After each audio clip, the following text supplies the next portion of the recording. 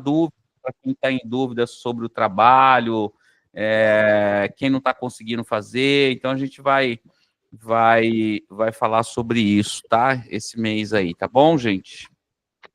Bom, hoje nós vamos falar sobre a psicanálise de Donald Winnicott, né? Eu, particularmente, sou um cara muito apaixonado por esse cara. Eu gosto muito da teoria do Winnicott. Acho que faz muito sentido, pelo menos para mim. O Winnicott, ele foi um pediatra, um psicanalista inglês que decidiu que ele dedicou o seu trabalho principalmente ao cuidado e ao desenvolvimento psíquico de crianças.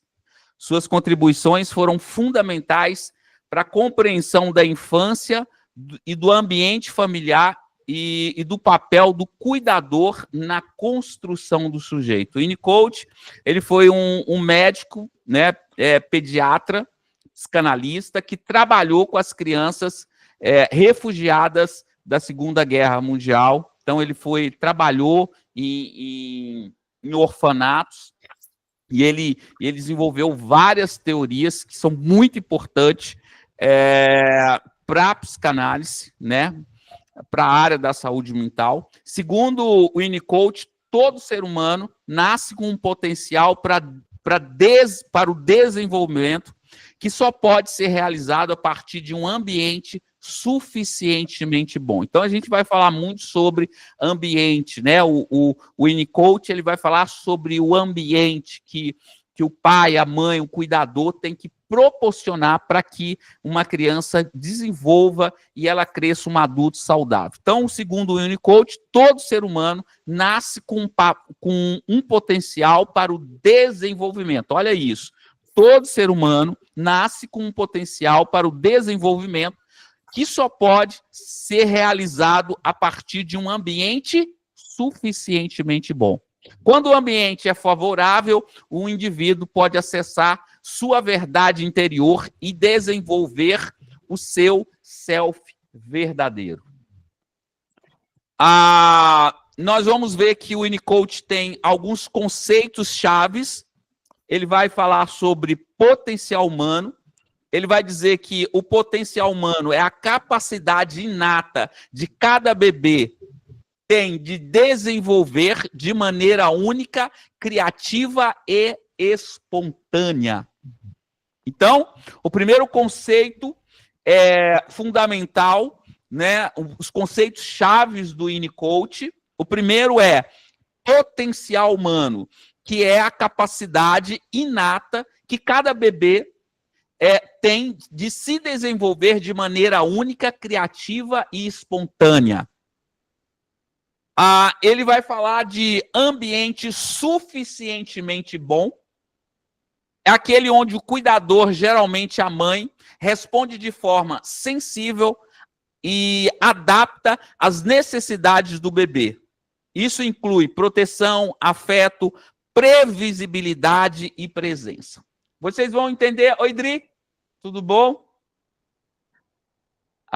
Vocês vão entender que o Winnicott, ele vai falar muito sobre criança. Então, é muito importante para nós, psicanalistas, entender o Winnicott, porque a gente vai entender muitos sintomas, a gente vai entender muitas coisas que hoje o adulto carrega, porque lhe faltou lá na infância. Então, entender isso é importante. Olha, ele vai dizer que todo ser humano tem uma capacidade inata, né, de desenvolver de maneira única, criativa e espontânea. Aí ele vai dizer que existe um ambiente suficientemente bom. O ambiente suficientemente bom é aquele onde o cuidador, geralmente a mãe, responde de forma sensível e adapta às necessidades do bebê. Isso inclui proteção, afeto,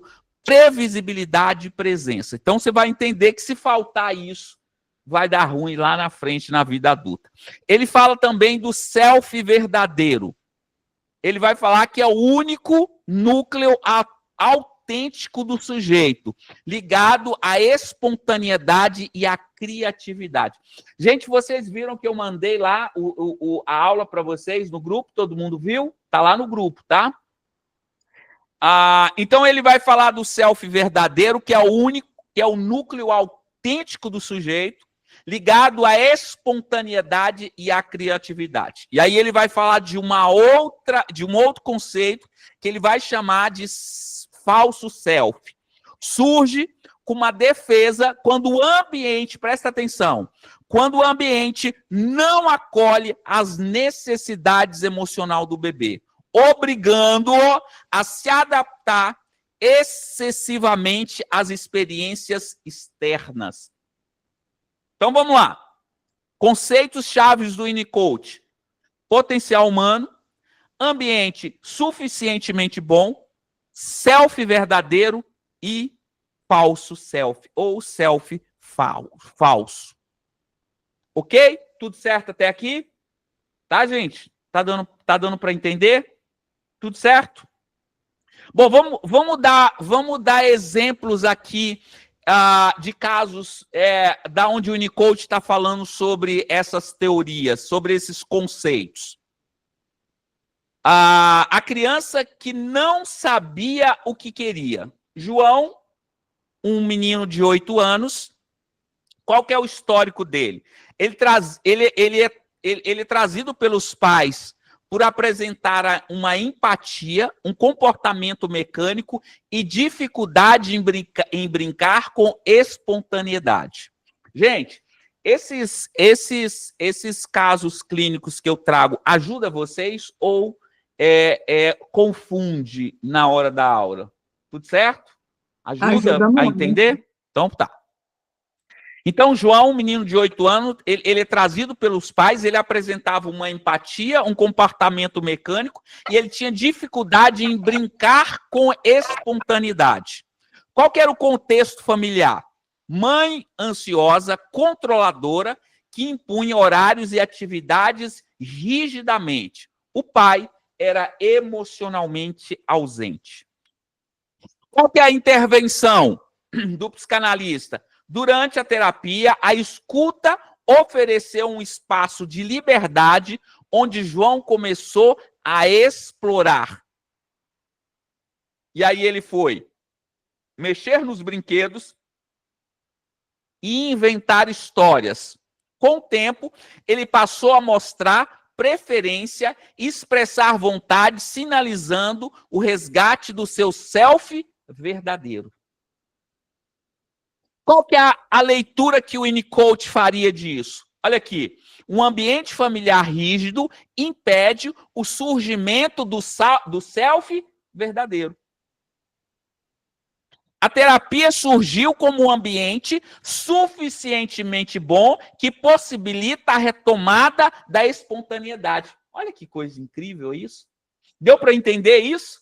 Então, olha, a criança vem para o consultório, uma criança onde os pais estão dizendo que esse menino não brincava com outros meninos na escola, ele não tinha empatia, o comportamento dele era mecânico e ele tinha dificuldade de interagir com outras crianças.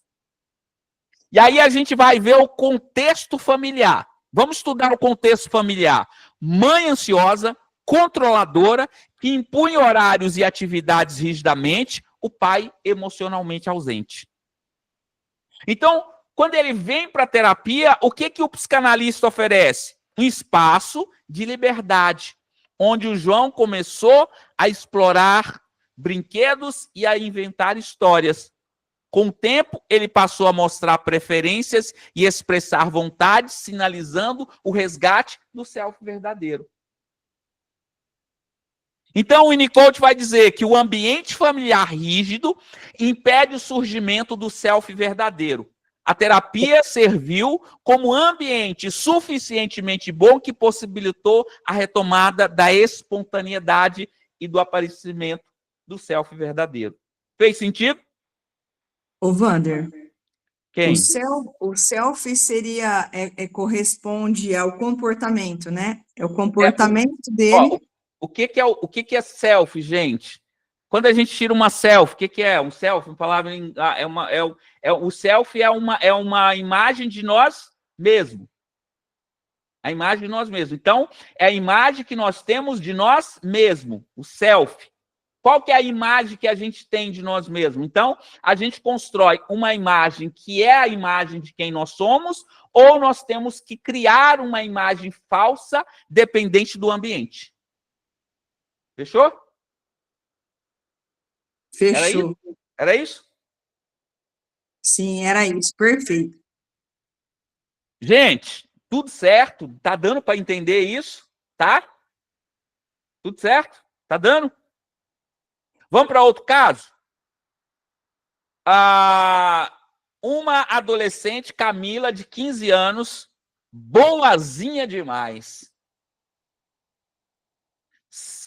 Camila, sempre elogiada por ser educada, obediente, ter boas notas, contudo, apresentava crise de ansiedade e episódios de automutilação, se cortava. Contexto familiar, vamos lá. Olha os passos, gente, que a gente vai para entender isso. Contexto familiar: pais amorosos, mas muito exigente e pouco tolerante com o erro. Camila aprendeu a reprimir seus sentimentos para manter a harmonia. Ok? Intervenção, olha aí. Gente, eu sempre falo aqui da minha neta para vocês, Alice. Alice tem 8 anos agora, fez 8 anos, né? Mês passado, mês retrasado. E aí, ela sempre tem algum...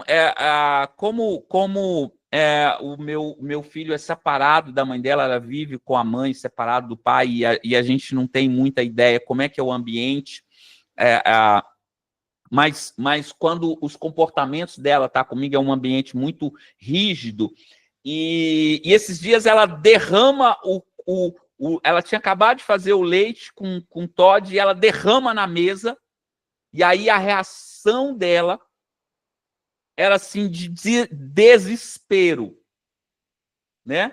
E aí eu olho para ela e falo, e aí eu faço uma brincadeira para que ela relaxe. Eu falo, vamos pegar o pano, vamos limpar isso aqui, vamos trocar o forro, vamos tomar o café de novo, vamos pôr outro leite, né? Porque se a gente reage, olha o ambiente que a gente está gerando, né? A gente estava uma vez na praia e o meu filho estava com a minha neta no colo, a Mel, e ela fez xixi no colo dele. E aí ele olhou para a esposa dele e ele disse, Lê, você pode pegar a Mel, que ela fez xixi aqui, eu vou trocá-la, e só para que eu troque de roupa, né? Então ele olhou para ela e disse assim, tá tudo bem, filha. Tá tudo bem, porque ela assustou quando ela fez xixi, e ele disse, tá tudo bem. Ele pegou ela e disse, tá tudo bem, pegou, foi lá, trocou de calça, depois trocou ela, e a gente continuou a brincadeira que a gente estava na mesa jogando acho que a gente estava jogando Uno. Por que eu estou dizendo isso para vocês? Porque o ambiente que a gente cria para as crianças é um ambiente que vai determinar esse self verdadeiro ou um self falso. E aí, olha o que acontece com a Camila. A Camila, de 15 anos, sempre elogiada por ser educada, por tirar boas notas, contudo, apresentava uma crise de ansiedade em um episódio de automutilação. A mãe dela traz e diz assim, Wander, eu não sei por que a Camila se corta, por que a Camila tem ansiedade. Camila tem tudo, a Camila estuda escola particular, a Camila tem motorista particular, a Camila tem isso, a Camila tem tudo, mas ela apresenta um quadro de ansiedade e depressão. E ela ainda ouve da mãe dizendo assim, eu não sei por que você precisa de psicólogo, porque você tem tudo. E aí ela tem uma mãe pouco tolerante ao erro, E aí o que ela aprende? A reprimir os seus sentimentos para manter a harmonia. Na análise, surgiu uma jovem revoltada, com raiva, contida, medo de decepcionar e carente de afeto verdadeiro. A relação com o psicanalista permite que ela expresse esses afetos, construindo seu self. Quer dizer, desconstruindo seu self falso. Então, o que a gente levou a Camila a fazer? A desconstruir o self falso. Camila construiu um self falso para sobreviver à exigência do ambiente. O analista, o psicanalista ofereceu um espaço para que o self verdadeiro emergisse com segurança.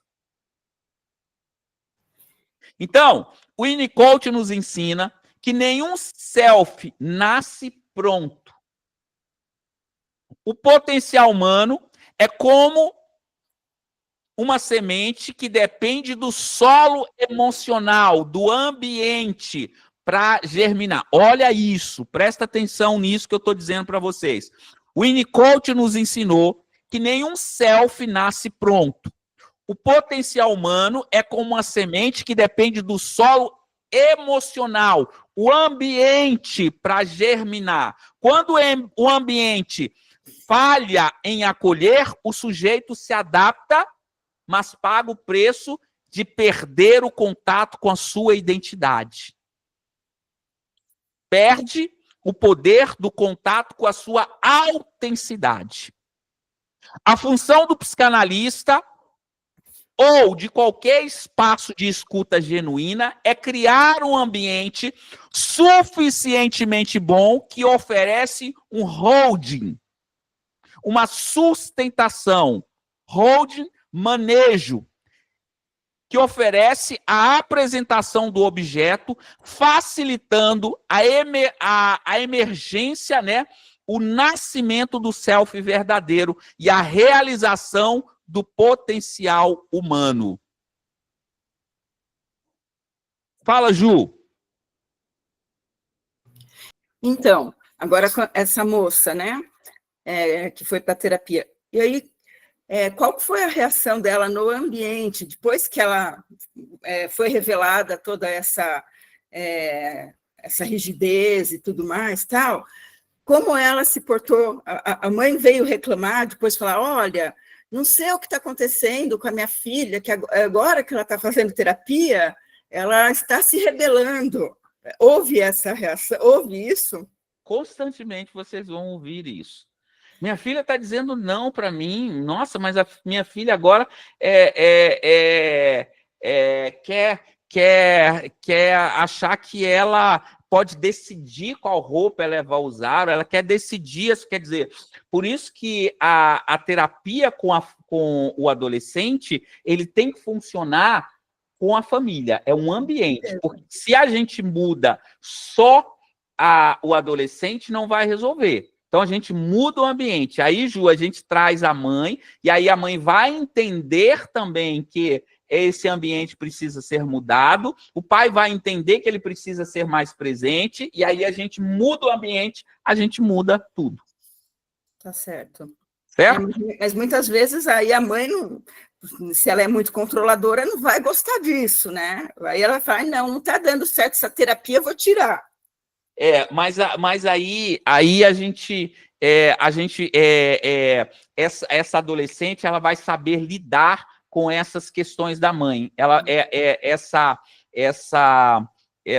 essa coisa da mãe ela ressignifica isso e ela sabe criar esse próprio ambiente. Como ela já tem o próprio self, o self verdadeiro, ela sabe quem ela consegue lidar com isso. Tá certo. Por mais que a mãe não mude. Tá certo. Obrigada. Tá? Então, o desenvolvimento ele é gradual. O processo de amadurecimento da criança se dá em etapas de dependência, começando pela total dependência do outro, dependência absoluta e passando por uma fase intermediária, que é a dependência relativa. Então, a gente passa por um processo de dependência, de amadurecimento, que a gente vai falar que é a etapa da dependência, que é onde a criança é totalmente dependente da mãe, né? Uma criança de 1 ano, 2 anos, não é uma criança que você vai sair. Ô, Ju, quando o Luiz tinha 1 ano, 2 anos, você saía para ir trabalhar e falava assim: Luiz, tem comida na geladeira, vai lá, esquenta no micro-ondas, se vira aí, toma banho, vai para a creche sozinho. Você falava isso? Oh, quem disse que eu saí para trabalhar? Não tem, né, gente? Não tem como. Então essa fase é a fase da dependência absoluta, que o Winnicott vai chamar de dependência absoluta. E aí a gente tem a outra fase, que é a fase da dependência relativa, que aí é quando a criança já está na fase, né? Quando a Alice falou, eu já sei descer para brincar lá fora, já sei pegar o elevador, já sei descer sozinho, já sei ir na casa da minha amiga, o coração fica palpitando, né? Você fala, meu Deus, minha criança, né? Já tá agindo sozinha, a gente não quer, né? Porque a gente quer que não saia da fase da dependência absoluta. Você vai ver que tem muitos homens, tem muitas mulheres adultos que ainda estão na fase da dependência absoluta, né? É o bebezinho da mamãe. É o bebezinho da mamãe. Quantos anos seu filho tem? Tem 42. É o bebezinho da mamãe, tem 42. Está na fase da dependência ainda. A mãe não deixou, né? O meu bebê tem que saber. A mulher não sabe passar a roupa do jeito, não sabe. A mãe tem que ir lá limpar a casa, a mãe tem que fazer a comida do jeito que o bebezinho dela gosta. Mas você está cuidando bem do meu bebê? Dá vontade de, né? Cuidar desse bebê, mulher. Então, essas fases que o Winnicott vai chamar de dependência, fase da dependência absoluta, e aí vai falar da fase do caminho da independência. Então, vocês vão entender que pode ser que tenha adultos que ainda estão presos em uma dessas fases. Tá? Nesse processo, a criança ela vai formando a sua identidade, mesclando aspecto herdados dos pais com a sua própria singularidade. Olha que coisa legal. O eu e o ambiente familiar. O ambiente familiar é essencial na constituição do eu da criança. O Winnicott destaca 3 funções importantes desse ambiente. Constância familiar. A previsibilidade e a segurança do ambiente são pilares da estabilidade psíquica da criança. Constância familiar. Catalisador de desenvolvimento. Um ambiente acolhedor e funcional favorece a manutenção emocional e cognitiva. Tolerância. A convivência familiar permite que a criança experimente frustrações e aprendizado sem ser exposta a riscos externos.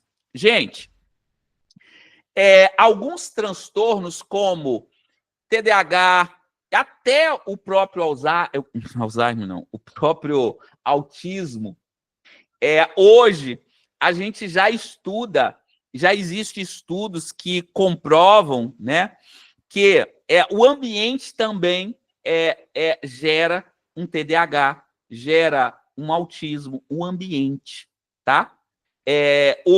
Hoje, os estudos que se tem que são várias questões, questão genética, questão da formação da criança no útero da mãe, tem várias questões, mas já é comprovado que o próprio ambiente gera, né? Por exemplo, eu tenho um TDAH e uma dislexia muito gerado pelo ambiente, né? O meu pai era alcoólatra e aí agredia a minha mãe. Eu tinha um ambiente e que eu acordava de manhã e ia para a escola com esse ambiente. Então, eu desenvolvo um TDAH e uma dislexia por causa do meu ambiente, que eu fui entender no Winnicott. Ele vai dizer que ó, o catalisador do desenvolvimento, né? Então, o desenvolvimento ele passa por um ambiente acolhedor, funcional, que favorece a maturação emocional cognitiva. Deu para entender? A tolerância, por exemplo, a convivência familiar permite que a criança experimente frustrações e aprendizado sem ser exposta a riscos externos.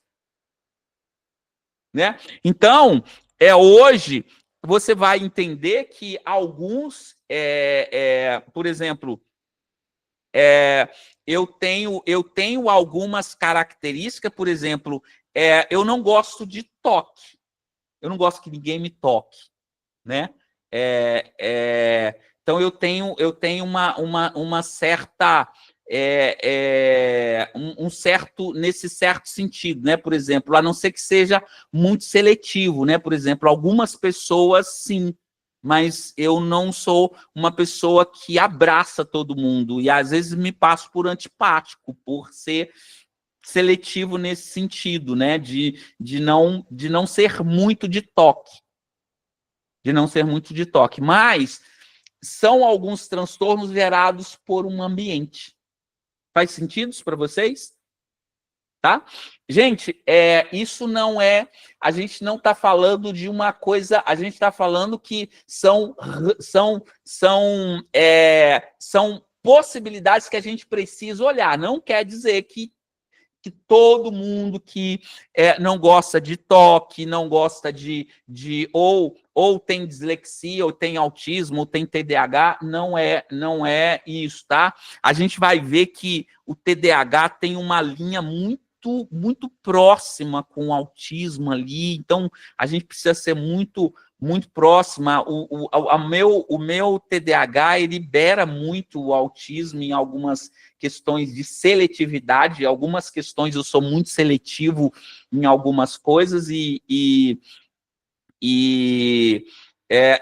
então, por exemplo, dentro do consultório, como psicanalista, como professor, é um comportamento. Eu sou uma pessoa fora desses dois personagens, não muito sociável, podemos dizer assim, né?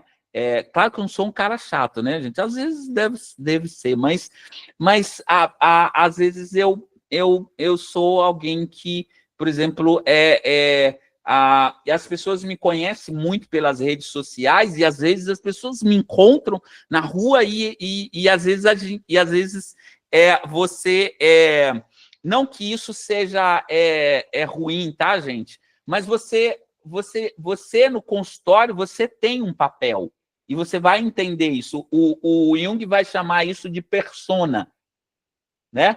Você tem uma persona. Então, você como psicanalista, o Marcos psicanalista, ele é um cara diferente. Pode ser que, por exemplo, eu encontre com o Marcos na rua e o Marcos curte rock, tá lá no meio do rock, o rockão, um AC/DC, um Iron Maiden, um negócio que você chega, pô, meu psicanalista, cara é tudo, né, formal dentro do consultório, putz, eu vi o Marcos, e aí porque a gente tem persona, a gente tem coisas. Então, por que eu estou dizendo isso? Porque às vezes a gente desenvolve dentro do ambiente que a gente é gerado essas personalidades. E tá tudo bem, gente. Não é psicopata, tá, gente? É persona que o Jung vai dizer que nós temos persona. A Jo, a Paty, quem mais que é professora? A galera que é professora, quer dizer, professora, elas são professoras, elas têm uma persona dentro da sala, quer dizer, em casa ela é diferente, com o marido, o ambiente que ela está. Então, mas o ambiente traz muito da nossa personalidade. Bom, vamos lá. No início da vida, a mãe ou o cuidador assume uma postura quase onipresente, satisfazendo todas as necessidades do bebê, gerando a ilusão da onipotência. Com o tempo, ela passa a frustrar gradativamente a criança, iniciando um processo de desilusão necessária para o amadurecimento emocional. Holding, né? O Winnicott, ele descreve 3 funções maternas fundamentais. A hold, que é a sustentação, que proporciona proteção física e emocional ao bebê. Hold, H-O-L-D-I-N-G, tá? Holding, que é manejo, o modo como o bebê é tocado, é cuidado, formata a base da percepção corporal. Então, ó, sustentação proporciona proteção física e emocional ao bebê. Manejo, como a mãe maneja, o modo como o bebê é tocado, cuidado, formata a base da proteção corporal. Quando você pegar um homem, uma mulher, alguém no teu consultório, é muito importante você saber se essa criança mamou, se essa criança teve colo, se essa criança teve sustentação, se essa criança teve manejo. Tá fazendo sentido para vocês isso?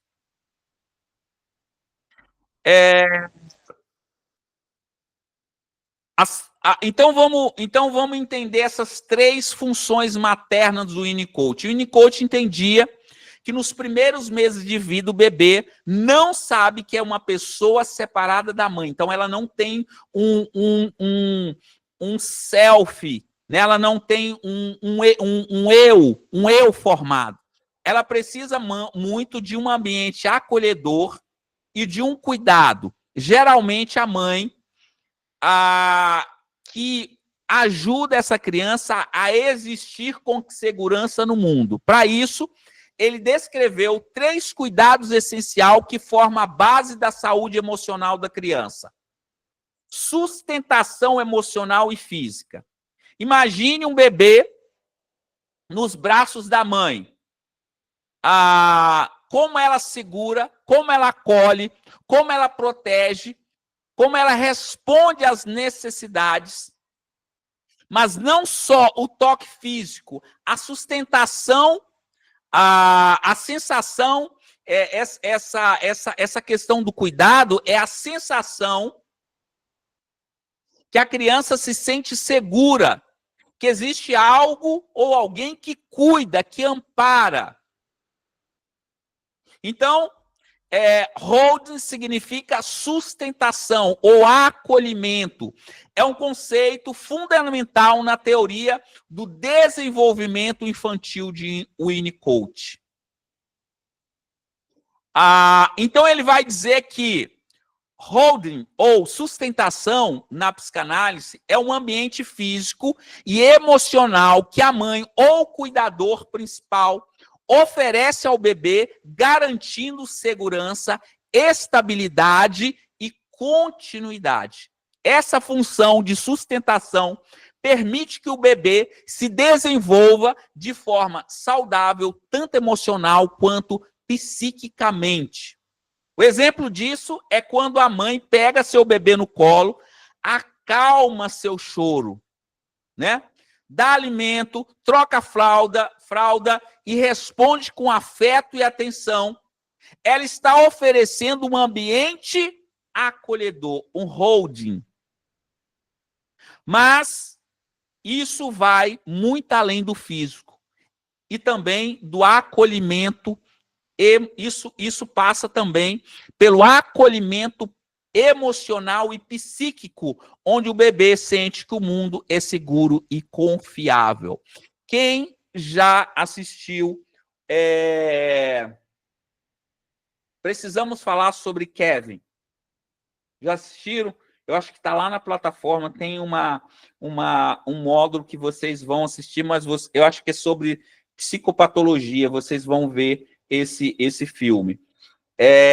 fala de um menino, um psicopata, e aí vocês vão entender que esse menino, ele desenvolve a psicopatia justamente por não ter um ambiente. A mãe não queria, a mãe esconde essa criança. Eu tive um caso onde eu atendi uma criança, a mãe ela vem, e ela vem por uma indicação, e ela já tinha levado em todos os especialistas, todos os pediatras que ela podia ter levado, e ela chega para mim dizendo: Wander, você é o meu último recurso. A criança tinha 2 anos e a criança não comia. Não comia, gente. A criança não comia comida. Não comia, ela estava tomando alguns suplementos que o médico estava dando via oral, que a mãe tentava forçar, tomava soro, ela já tinha um tempo que ela não comia. E aí ela vem fazer terapia, e eu disse para ela: então vamos fazer terapia junto com essa criança. A mãe trazia a criança, eu sentava a criança no tapete, eu puxava todos os móveis do meu consultório, colocava os brinquedos no chão, e eu fazia terapia com a mãe enquanto a criança brincava, oferecendo um ambiente para essa criança. E aí, gente, a gente descobre o contexto familiar dessa criança, que é o seguinte: a mãe é uma grande diretora de uma empresa, ela tinha acabado de receber uma promoção, ela fica grávida, ela não queria ficar grávida, e aí ela esconde essa gravidez até os 6 meses de gestação, usando calça, apertando essa criança. Quando essa criança nasce, ela não passa nem um mês com essa criança, ela já volta a trabalhar, essa criança é cuidada por babá. E aí, gente, essa criança, sabe o que ela entende? Ela não tem um ambiente, ela não teve, desde a gestação, essa criança não teve um ambiente. E aí, quando ela nasce, ela até uma certa idade, ela não tem um eu formado. Quando ela começa a desenvolver o eu, ela vai dizer o seguinte: o mundo não me quer. Então, qual é o sentido de estar no mundo? Então, ela começa um autossuicídio, porque o mundo não a quis, né? E aí, eu falo para a mãe o seguinte: gente, e é muito provável que se essa criança sobrevivesse, ela se tornasse uma criança psicopata. Muito provável. E aí, o que eu faço com essa mãe? Eu digo para ela: você precisa escolher entre a sua carreira e o seu filho, e o seu filho. Ou você passa ou você pede uma licença de alguns meses e a gente faz um processo de voltar você para essa criança, onde você acorda, você dorme com essa criança, você acorda com essa criança, onde você gera um ambiente, onde você e seu marido tomam café da manhã junto com essa criança, onde vocês vão brincar no parquinho com essa criança, onde vocês vão assistir filme com essa criança, e vocês preparam, ou vocês criam um ambiente para essa criança, ou você vai perder essa criança. E aí essa mãe passa 4 meses, 3 meses com essa criança, e aí um dia ela me manda, depois eu vou divulgar no grupo para vocês a mensagem, ela já me autorizou isso, ela falou que eu posso usar o caso dela como para que vocês entendam como aluno, depois eu vou mandar para vocês. Ela me liga chorando, achei que a criança tinha morrido. Ela falou, e aí, o que eu disse para ela? Eu falei assim: vocês vão sentar na mesa, vai colocar a comida dele, vocês vão almoçar todos os dias, jantar todos os dias. Ela fala: Wander, ele não come. Eu falei: não tem problema, vocês vão fazer o ritual todos os dias. Depois de 3 meses, gente, ela me liga chorando, e ela disse: Wander, o Arthur começou a comer do nada. Do nada não, né, gente? A gente sabe que não é do nada. Mas ela começa a criar, começa a comer. Por quê? Porque essa criança teve o ambiente que foi negado. E aí, gente, eu fui estudar o Winnicott, eu fui devorar o Winnicott. E aí a gente salva essa criança por uma intervenção tão simples, né? Tão simples assim, não simplista, simples, né? Ela já tinha ido até para os Estados Unidos, e aí a gente traz usando a psicanálise, né? E dá vontade da gente falar para os amantes do TCC, né? Da psicologia, dizendo, olha aí, né? Vocês estão falando que a psicanálise não funciona, chupa aí, né? Então, trazendo o Winnicott, né, entendendo o ambiente, a gente traz, né, reverter essa questão. Então, é isso que o Winnicott fala, do hold, que é da sustentação, né? Então, ele vai dizer, o que acontece? Essa criança, ela tinha criado um falso self, e aí a gente desconstrói esse falso self e constrói um self verdadeiro, um self onde a mãe o ama, o pai o ama, e ele tem um ambiente favorável. Então, em resumo, para o Winnicott, hold é o cuidado contínuo e sensível que sustenta o bebê, que nos primeiros tempos de vida, que sustenta o bebê nos primeiros tempos de vida. Através do hold, que o bebê começa a formar a base do self sustentável.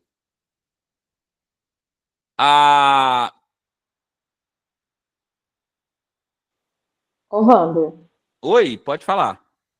Ó, quanto tempo, mais ou menos, você fala sobre o holding? Existe essa delimitação de tempo, mais ou menos? Dessa Ou não? sustentação? É. Não, Paty, esse ambiente, por exemplo, olha para você ver, a gente falou de uma menina de 15 anos que estava se cortando porque o ambiente estava o quê? Não era um ambiente sustentável para ela, não existe um acolhimento, não existia uma sustentação ali. Então, o que acontece? Então, é tudo junto, assim, é como se fosse o holding, aí vai a sustentação, o manejo, né? Sim. É tudo junto. Tudo junto, sim. Ah, sim. Né? Tudo junto. É um conjunto, né? É um combo. É um combo. O processo de desenvolvimento psíquico é dividido por Winnicott em 3 fases. O processo de desenvolvimento psíquico, ele é dividido em 3 fases. Integração e personalidade é a construção do ego e da identidade corporal. Esse é o primeiro. Segundo, é a adaptação à realidade, é o contato com o mundo real para além da mediação materna. Então, olha, Paty. Então, por exemplo, no primeiro ponto, a gente vai integrar a personalidade, vai construir o ego, construindo uma identidade corporal. Depois, essa criança ela vai adaptar a realidade, então ela vai para o contato para o mundo real, tá? E ela vai para a pré-inquietude, conflito entre fantasia e realidade, que marca a diferença entre o self e o mundo externo. Vamos lá para a gente entender isso, ó. O self verdadeiro e o self falso. O self verdadeiro é espontâneo, autêntico, conectado com as experiências internas reais da criança. O falso self surge com uma defesa quando o ambiente falha, levando a uma adaptação forçada às exigências externas, que está associado ao sofrimento psíquico e à perda da autenticidade. Então, vamos lá. É claro que quando você coloca o teu filho numa creche, quando o teu filho vai para o primário, ali para a escola, ele vai encontrar um ambiente que talvez não seja o ambiente que ele tem em casa. Mas se ele tem um ambiente, quando ele volta para casa, ele tem um ambiente favorável, esse self verdadeiro, ele não é influenciado pelo mundo externo. Porque a base que ele recebe, que ele foi gerada, ele já tem um self verdadeiro. E esse self verdadeiro, ele não tem como ser desconstruído para quando ele vai para o mundo externo. Deu para entender? Deu, gente?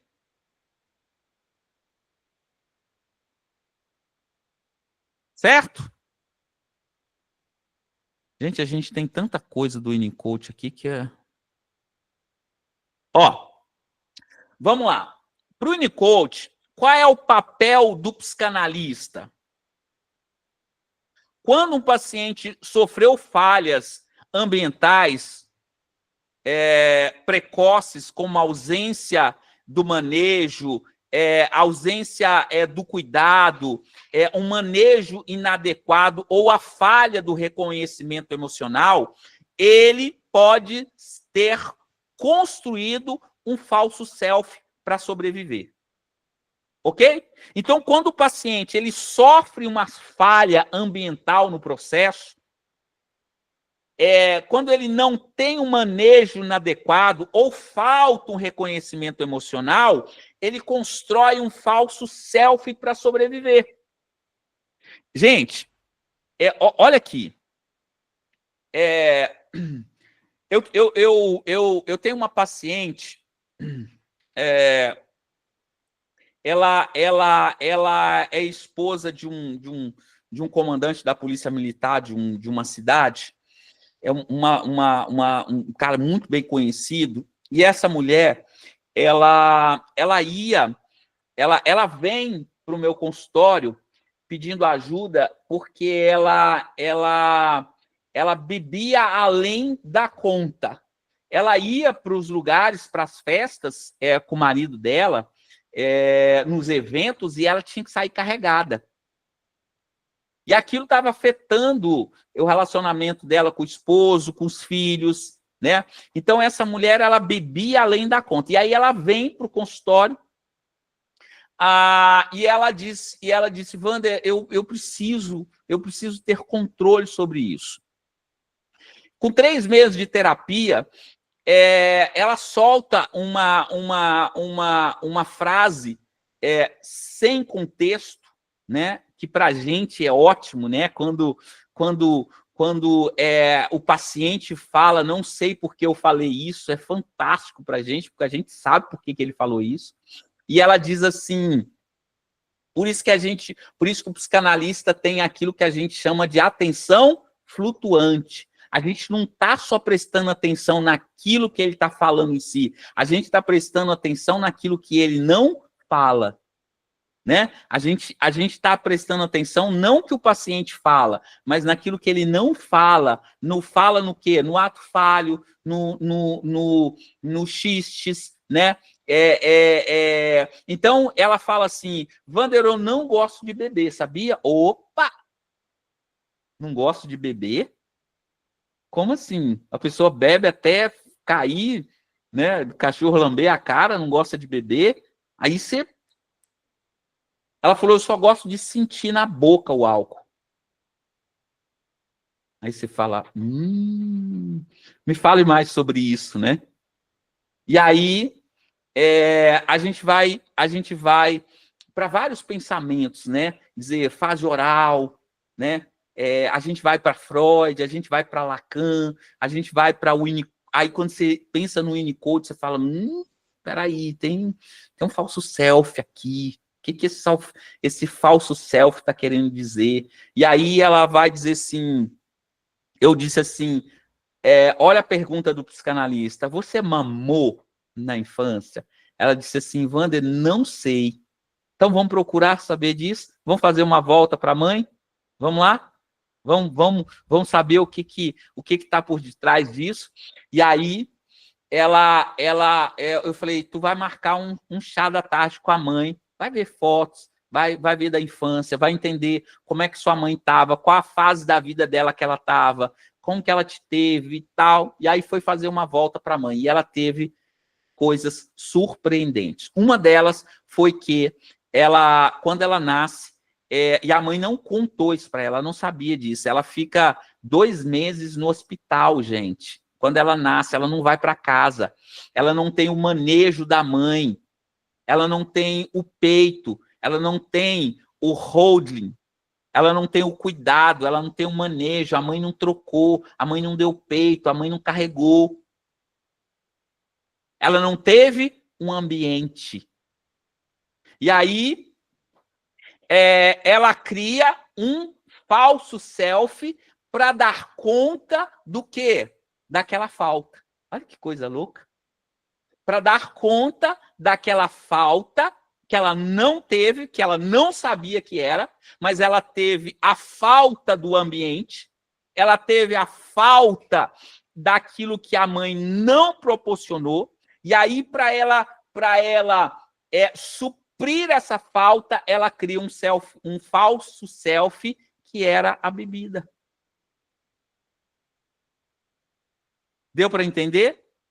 Quando um paciente sofre falhas ambientais precoce, como a ausência do manejo, quando o manejo é inadequado ou a falta de reconhecimento emocional, ela pode construir um falso self para sobreviver. Fez sentido para vocês? Então, vocês vão pegar no consultório muitas pessoas que estão vivendo um falso self. Na terapia, no consultório, no ambiente analítico, ele permite que esse paciente regresse a um estado de dependência primária, onde poderá viver, né, agora com um suporte adequado, que antes foi vivido de forma precária ou traumática. Então, o que lá no consultório eu proporcionei para ela? Uma volta a essa dependência primária. O que a mãe fez nesses encontros, desse chá? Estava dando peito, simbolicamente falando. A mãe estava criando um manejo. Abraçou a mãe hoje? Abracei. Deitou no colo? Deitei. A mãe fazia o café todos os dias. E aí quem foi curado, gente? Ela e a mãe. É fantástico isso, né? O ambiente que a mãe estava proporcionando ali foi o ambiente que ela não teve. E aí ela volta. Por que o psicanalista faz ela voltar lá e ter um encontro semanal com a mãe? Porque vai permitir um suporte adequado que antes foi vivido de forma precária ou traumática. Um adulto que sempre funcionou bem, mas se sente vazio ou desconectado de si, pode, na análise, vivenciar sentimentos de fragilidade, desamparo e até dependência absoluta. Fez sentido? Fez, gente? Deu para entender? O psicanalista, a psicanálise de Winnicott nos convida a refletir sobre o papel fundamental do ambiente no desenvolvimento humano.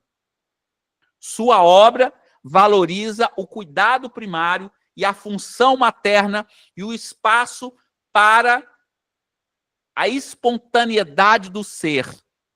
Mais do que corrigir sintomas, a escuta clínica deve oferecer sustentação, manejo, reconhecimento e permitir que o sujeito possa finalmente ser no mundo. O papel do psicanalista, segundo Winnicott, é recriar no consultório clínico uma experiência emocional primária suficientemente boa que não foi possível na infância do paciente. Isso permite que, na transferência, o sujeito reviva, elabore e reconstrua aspectos fundamentais do seu desenvolvimento humano. Olha que coisa mais incrível é isso. Deu para entender? Deu para entender isso? Coisa fantástica é isso. Então, olha aqui. O papel do psicanalista, segundo o Winnicott, é recriar no set, no consultório, uma experiência emocional primária suficientemente boa que não foi possível na infância do paciente. Isso permite que na transferência o sujeito reviva, elabore e construa aspectos fundamentais do seu desenvolvimento emocional. Então, o Winnicott nos convida a refletir sobre o papel fundamental do ambiente no desenvolvimento humano. A obra do Winnicott, ela valoriza o cuidado primário, a função materna e o espaço para a espontaneidade do ser. Mais do que corrigir sintomas, a escuta do psicanalista deve oferecer sustentação, manejo, reconhecimento e permitir que o sujeito possa finalmente ser no mundo. Certo? Deu para entender isso? Deu para entender? Fez sentido para vocês? Reveja essa aula, reveja de novo, né? Odri, tu já deve ter visto essa aula umas 50 vezes, né? A Adri já é formada com a gente, já é uma psicanalista, já atende. Tu já viu essa aula umas 50 vezes, mas sempre é diferente, né? É maravilhoso. Eu não me canso de reviver. E, assim, cada vez que a gente fala sobre o assunto, é uma ideia nova, vem novas ideias para o atendimento. E outra coisa, a gente vai lembrando de exemplos, né? Eu estou com 1 milhão de exemplos na cabeça, ouvindo você falar. É muito bom, gente, é maravilhoso. Muito bem, meu povo. Certo? Perguntas?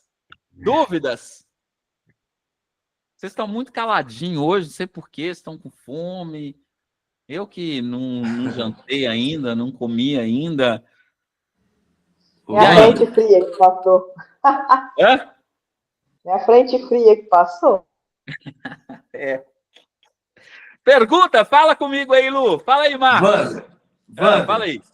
Eu sei que a Patrícia já perguntou algo parecido com o que eu vou falar. Mas voltando lá na fase das dependências, né, absoluta, relativa e a fase da independência, certo. Existe uma idade, segundo o Winnicott, exata para essa transição ou é relativo e dependente do ambiente também? Nós vamos entender, o Lu, que, por exemplo, isso vai partir muito da própria criança, tá? Se ela tem um ambiente, por exemplo, de 3 anos, 4 anos por aí, 3, 4 anos, de 1 até os 2, 3 anos, ela vai viver uma fase da dependência absoluta. Dos 3 anos para frente, dos 4 anos, ela já começa uma fase da dependência relativa, que é uma fase ali que ela está saindo da dependência total para uma quase independência. E aí, por volta dos 5 anos, 6 anos, ela já começa a ir para uma fase da independência. Tá? 5, 6 anos. Então, a gente vai mais ou menos vendo mais ou menos essa fase de idade, tá? Que é onde a criança vai desenvolver essa fase dessa dependência. Se a gente vai vendo que uma criança com 7 anos ainda está na fase da dependência absoluta, tem uma coisa errada. Entendi, perfeito. Então é a própria criança que vai vai sinalizar essa transição. Com a gente mensurando aquilo ali, com a gente tendo um cuidado com aquela coisa ali. Perfeito. Certo? interessante, Wander, que você trouxe agora todas essas informações e a gente vai transpondo, né? Eu tenho uma questão com a minha filha, com a Letícia, acabou de fazer 9 anos, e refletindo, foi justamente isso que eu passei. Terceiro filho, o auge, carreira, com 1 mês, eu tive que deixar ela no colo da babá e voltar a trabalhar. Uhum. E meu marido viaja. Até hoje, a semana toda passa fora. Então, essas questões me fazem olhar para essa inconstância dela, né? Chamar a atenção o tempo todo. Uma questão eu quero, é agora, né? Olha para mim. É o chamado, né? Olha para mim. Para. Exatamente. E olha para mim. Exatamente. Exatamente. E aí quando a gente vai estudar isso, Paty, a gente precisa recriar esse ambiente. Recriar esse Não, ambiente. perfeito. Foi ótimo você ter falado sobre isso, porque a gente sempre pensa, né? Ainda há tempo. Mas que bom que Claro, vem essa consciência, claro, né? Para que você falou da a minha mãe. paciente é 40 anos. Sim, fantástico. Certo? Perfeito. Gente, o Marcos não gosta de aparecer, o cara com a maior cara de galã, de ator de Hollywood, né, cara? Não gosta de aparecer na câmera, né? Fala aí, Marcos. Né, Lu? Cara, o maior cara de ator de Hollywood, pô. E aí, Marcos? Professor, tem uma dúvida nessa fase Vamos lá. Deixa eu ver aqui qual foi que eu anotei. Da independência. É. A independência, ela é relativa ou ela é total? Não, total.